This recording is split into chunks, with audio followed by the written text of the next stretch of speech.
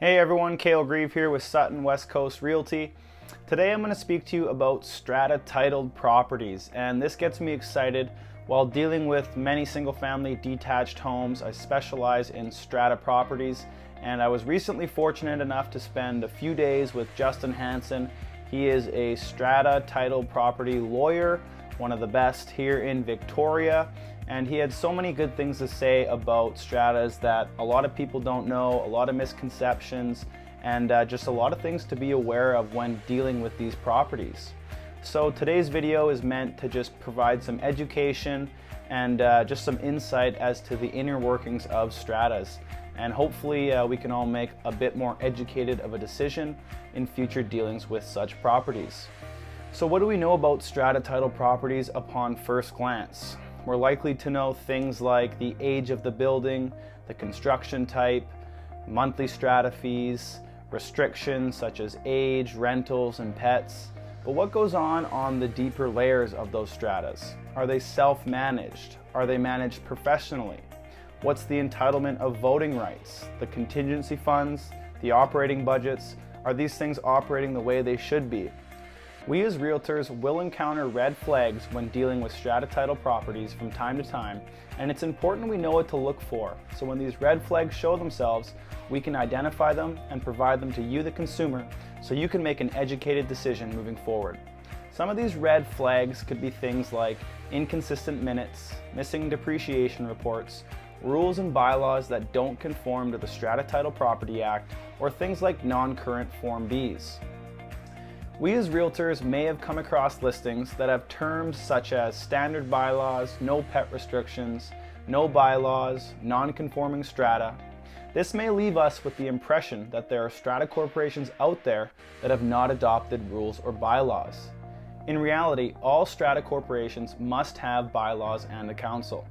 Any strata corporation that has not adopted bylaws of its own is governed by the standard bylaws, which can be enforced at any time. This is an important fact to stress to consumers when dealing with these properties. Let's talk a little bit about common property and limited common property and what those two things mean when dealing with strata lots. Common property is defined as the land and buildings on a strata plan that don't make up part of the strata lot. Examples of these include halls, roofs, landscaping, pools, roadways, elevators, and others. Limited common property is common property designated for the use of a specific strata lot. Examples of this would include stairwells, decks, balconies, or rooftops specifically accessible by only one unit, certain gyms, some parking stalls, and some storage lockers. Again, it's important when reading over these documents that you understand what comes with the unit and what doesn't. Two of my personal favorite strata lots to compare are bare land strata lots compared to detached house strata lots. Essentially because looking at these two from the outside, they look virtually identical. However, they are run entirely different one from the next. What works for one person may not work at all for another. When talking about bare land strata lots, essentially the owner owns the building on that lot and the lot itself. The strata corporation usually will not insure the building, they won't repair or maintain the yard, and there's usually lower strata fees that come with this. This type of strata lot is ideal for those people who want less strata involvement, lower strata fees, and who want to look after their own properties.